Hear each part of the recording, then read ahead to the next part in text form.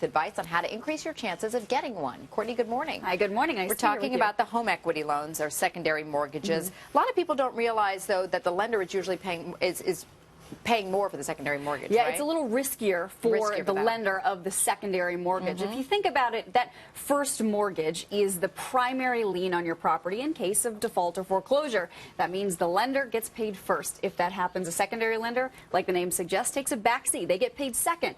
That means it's a little riskier for them, and they're going to increase that interest rate for you as a result. All right, and let's talk about advantages and disadvantages and reasons why people take out a home equity loan. Yes, it's a home equity loan, which means you are borrowing against the equity in your home. So you have to be in a positive collateral position. 12 million homeowners aren't right now. They owe more on their homes than what their homes are worth. So that's the first thing. You have to have that going for you. But if you do, it can be an excellent way to get a lump sum of cash at an interest rate. It's a second payment that you have to be accountable for. You have to be accountable for. Okay, and by the way, we should mention the average rate on a $30,000 home equity loan is about 5.94% according to Bankrate.com.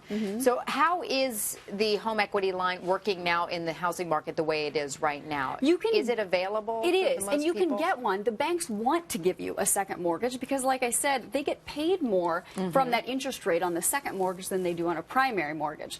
But they're going to put you through a really, really tough, strict set of regulations, rules. They're going to go through every piece of financial information, past, present, and potentially future. And to make sure to speaking of that, let's risk. start with credit scores. Very important for you to know your credit score rating in order to be able to qualify. You have to know, and I want you to get it as close to perfect as you possibly can. You don't want to give them any reason to say no to you. It's going to be tough to get that second mortgage, tougher than it is to get that first mortgage now, but it's possible. And you also say to start by shopping around, but look first at your primary lender. Whoever has your primary mortgage, go to them first and see the rate that they're going to offer you. Certainly, because you're a customer of theirs and they don't want to lose you. That secondary mortgage, that's something additional they can sell you. They can make more money off of that for you.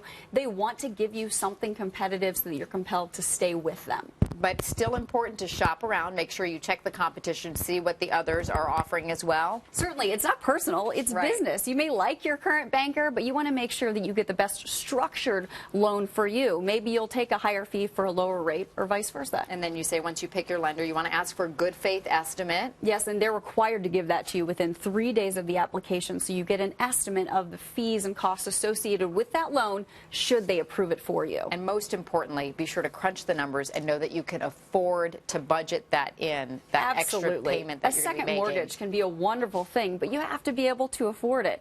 Default is quite literally risking that roof over your head. Okay. Well, Courtney Reagan is always such great information. Thank you. And it's nice to have you here in person. Thanks. It's nice to be here. Exactly. Still